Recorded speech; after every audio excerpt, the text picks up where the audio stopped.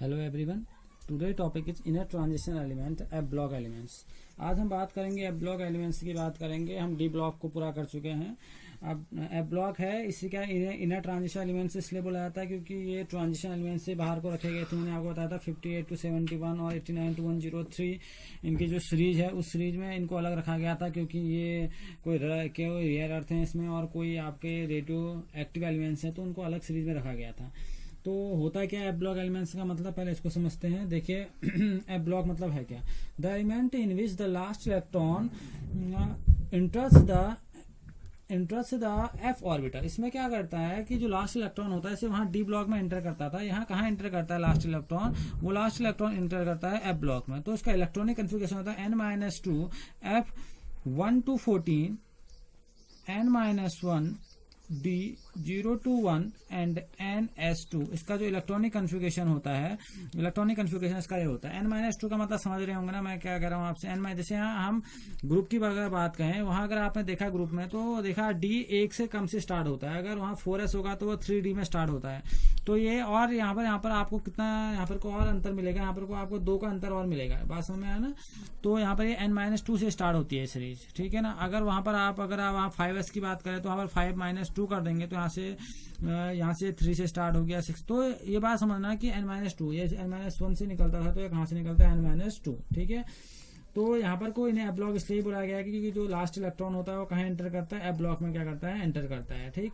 इसके अंदर ऐसे नेचर को दिखाने के लिए अब लेकिन एक बात से पहले कि n-2 और n-1 जो दोनों सेल देख रहे हैं दोनों इनकम्प्लीट सेल ही होती हैं क्योंकि इनका जो अगर हम बोलेंगे इनके ऑर्बिटल्स की बात बोलेंगे तो इसमें आप जानते हैं 10 होते हैं। D10 तक जाता है और यहाँ पर को कितने जाता है? F14 तक जाता है। 7 और 5 इसमें ऑर्बिटल पाए जाते हैं और ये कैसे होते हैं? इनकम्प्लीट सेल्स की बात यहाँ पर को होती है। और दूसरी बात अगर आप याद देखेंगे तो 4F5 वाली सीरीज जो हम देखने वाले हैं अभी थोड़ी देर बाद, तो इस चीज को हमने समझना है कि ये एक्चुअल में चीजें हैं क्या, ठीक है। और इसके अंदर हमारे अंदर 2 सीरीज आती है। एक को हम बोलते हैं लेंथेनॉइड, एक कौन सी होती है? लेंथेनॉइड, और एक क्या होती है आपकी? एक्टिनॉइड से, ठीक है ना। लेंथेनॉइड और एक्टिनॉइड से कि यहाँ पर को बात होगी लेंथेनॉइड और एक्टिनॉइड से।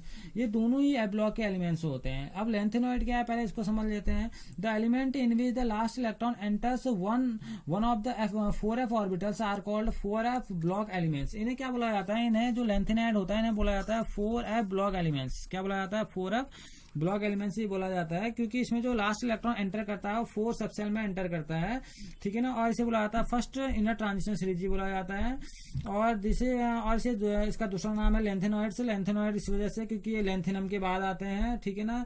यानी कि 50 ये जो सीरीज स्टार होती है, ये सीरीज स्टार होती है Z = 58 to 71 और इससे पहले जो एलिमेंट आता है लेंथेनम वो 57। तो इन्हें लेंथेनम के बाद आने की वजह से इनका जो नाम पड़ा है वो पड़ा है लेंथेनॉइड पड़ा है। और इनका एक दूसरा नाम भी इसको हम जानते हैं, वो बोलते हैं रियर अर्थ। मैंने आपको बोला था कि इनके नाम अलग होंगे, ठीक है। इन्हें बोला जाता है, इसका एक और नाम ऐसे बोला जाता है रियर अर्थ है ये आपके, ठीक है।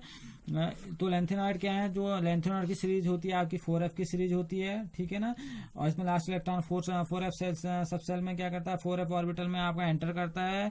ये 58 to 71 तक रहते हैं, ठीक है ना। रियर अर्थ बोला जाता है। लेंथेनॉइड बोलने की वजह यह है क्योंकि लेंथेनम के बाद आता है। इसके बाद जो एक्टिनाइड है, आपको एक्टिनाइड समझ गए होंगे ये कौन सी सीरीज है? ये 5f सीरीज है, ठीक है ना। इसमें जो लास्ट इलेक्ट्रॉन एंटर करता है वो 5f ऑर्बिटल में एंटर करता है। इन्हें 5 ब्लॉक एलिमेंट्स बोला जाता है। 5f ब्लॉक एलिमेंट्स हैं, ठीक है ना। इन्हें सेकंड इनर ट्रांजिशन सीरीज बोला जाता है। और जो इसमें एलिमेंट होते हैं दोनों में बराबर एलिमेंट होते हैं। इसमें 14 एलिमेंट पाए जाते हैं और इसमें 14 इसका जो एटॉमिक नंबर स्टार्ट होता है वो 90 से स्टार्ट होता है और कहाँ तक चलता है? 103 तक। एक्टिनाइड होने का वजह है क्योंकि ये एक्टिनम के बाद आते हैं। एक्टिनम यानी कि 89 एटॉमिक नंबर के बाद आने वाले एलिमेंट हैं, इसलिए इनका नाम क्या पड़ा जाता है? एक्टिनाइड पड़ा जाता है, ठीक है। और ये अगर हम इसे थोड़ा और समझने की कोशिश करें, जो आपका एक्टिनाइड होता है ये इसके अंदर रिएक्टिव एक्टिव एलिमेंट्स भी आपको मिलते हैं, ठीक है ना। क्योंकि इसके बाद यूरेनियम जो 90 है, इसके बाद 92 जो भी स्टार्ट होंगे वो सब क्या होंगे आपके? लगभग क्या होते हैं? रेडियो एक्टिव एलिमेंट्स होते हैं। तो अब आपने देखा ये जो सीरीज हम देख रहे हैं ये डी ब्लॉक से कैसे अलग है, क्योंकि इसमें जो पहला इलेक्ट्रॉन एंटर करता है वो एफ में करता है और डी में अभी तक आप देख रहे थे पहला इलेक्ट्रॉन कहाँ एंटर करता था? डी ब्लॉक में एंटर करता था, ठीक है ना। लेकिन एंटर तो जरूर करता है, लेकिन एक चीज और मैं आपको बता देना चाहता हूँ, हम इनको बोलते हैं इनर ट्रांजिशन एलिमेंट। वजह यह है कि डी ब्लॉक की ये लगभग क्या होती है, जो डी ब्लॉक की प्रॉपर्टी होती है उनसे रिसेंबल्स होते हैं, यानी कि उनके उनके बहुत ज्यादा क्या होते हैं, क्लोज होते हैं। तो क्लोज होने की वजह से ये उनके जैसे नेचर को क्या करते हैं, दिखाते हैं। ठीक है, जैसे मैंने आपको बोला था यहाँ पर डी डी कॉन्ट्रैक्शन आएगा तो यहाँ पर को लेंथेनाइट और एक्टिनाइट कॉन्ट्रैक्शन की बात यहाँ पर को होगी। ठीक है ना, वहां पर आपने देखा कि वेरिएबल ऑक्सीजन स्टेट थी, तो यहाँ पर भी आपको क्या दिखेंगी, वेरिएबल ऑक्सीजन स्टेट दिखेंगी। ठीक है ना, और इनमें से कुछ ही ऑक्सीजन स्टेट क्या होती है, स्टेबल होती है। ठीक, तो हम बोल सकते हैं जो हमारा जो एक्टिनाइट है या लेंथेनाइट है वो किसे रिसेंबल्स करते हैं, हमारे डी ब्लॉक एलिमेंट से क्या करती हैं, रिसेंबल्स करती हैं। ठीक है ना, और अगर हम फर्दर डिस्कस करें लेंथेनाइट को, तो लेंथेनाइट को आप देखेंगे तो लेंथेनाइट की जो ऑक्सीजन स्टेट होती है, यानी कि हम बोलते हैं थोड़ी स्टेबल होती है। और अगर हम एक्टिनाइट की बात करें तो एक्टिनाइट क्या होता है, एक्टिनाइट की जो प्रॉपर्टी होती है, ऑक्सीजन स्टेट होती है, क्योंकि एक्टिनाइट में ज्यादातर आपको क्या मिलते हैं, रेडियो एक्टिव एलिमेंट्स मिलते हैं। ठीक है ना, तो उनकी जो ऑक्सीजन स्टेट की बात कहेंगे या उनकी स्टेबिलिटी की बात कहेंगे तो वो लेंथेनाइट से थोड़े कम स्टेबल होते हैं। ठीक है, तो यहाँ पर को आपको लेंथेनाइट ज्यादा स्टेबल मिलेंगे और एक्टिनाइट थोड़ा कम, क्योंकि उनका जो उनमें जो पाए जाने वाले एलिमेंट होते हैं रेडियो एक्टिव होते हैं, और रेडियो एक्टिव होने की वजह से उनका जो न्यूक्लियस होता है वो सेल्फ में डिसइंटीग्रेट हो जाता है, जिसकी वजह से स्टेबल नहीं होते हैं। ठीक है ना, स्टेबिलिटी रूल यानी कि न्यूट्रॉन प्रोटॉन रेशियो जो होता है 1.5 से समथिंग ऊपर चला जाता है, जिसकी वजह से उनकी वो अपनी स्टेबिलिटी खो देते हैं।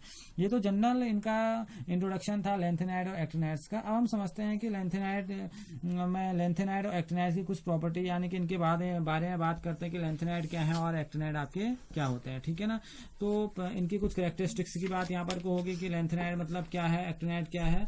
इलेक्ट्रॉनिक कॉन्फ़िगरेशन की बात हो चुकी है यहाँ पर को। हम धीरे धीरे जो बात करेंगे इनकी आयनिक रेडियाई के बारे में, इनके ऑक्सीजन स्टेट्स के बारे में, इनकी बात करते हुए चलते हैं हम कि ये चीजें क्या होती हैं। ठीक है ना, अब देखिए पहली जो यहाँ पर कोई प्रॉपर्टी निकल के आती है, very most important electronic configuration के बाद हम बोलेंगे इनकी एटॉमिक एंड आयनिक सीरीज।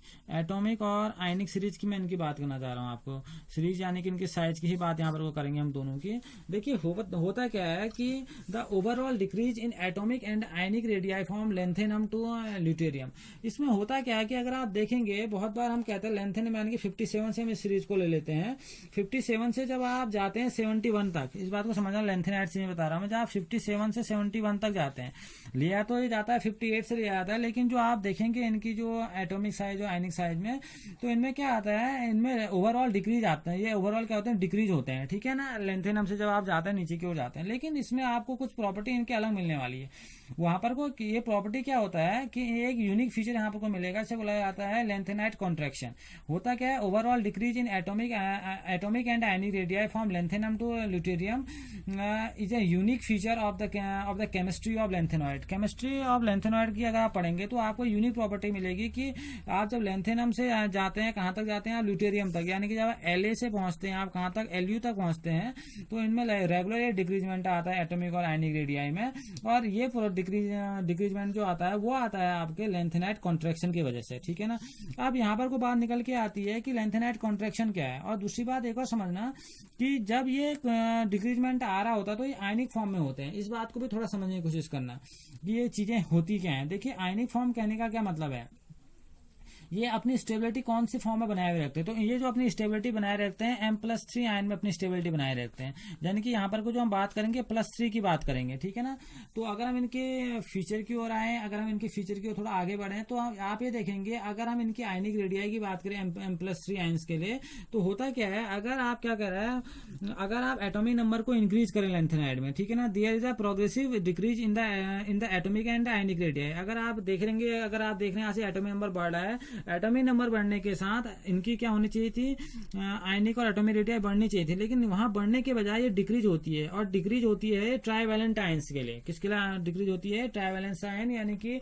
आप क्या कैसे आयंस के लिए, M+3 आयंस के लिए डिक्रीजमेंट होती है, यानी कि La+3 और Lu+3 तक क्या होती है, डिक्रीज होती है। The regular decrease in the atomic and ionic radii of lanthanoid with increasing atomic number is called lanthanoid contraction. इसी को हम क्या बोलते हैं, लेंथेनॉइड कॉन्ट्रैक्शन कहते हैं। ठीक है ना, जो रेगुलर इनमें क्या आता है, डिक्रीजमेंट आता है एटॉमिक नंबर बढ़ने के साथ, जब इनकी एटॉमिक और आयनिक रेडियाई घटने लग जाती है, और ये इनरेगुलर यानी कि अलग ही तरीका का फिनोमिना है, तो उसको हम बोलते हैं आपका लेंथेनाइड कॉन्ट्रैक्शन।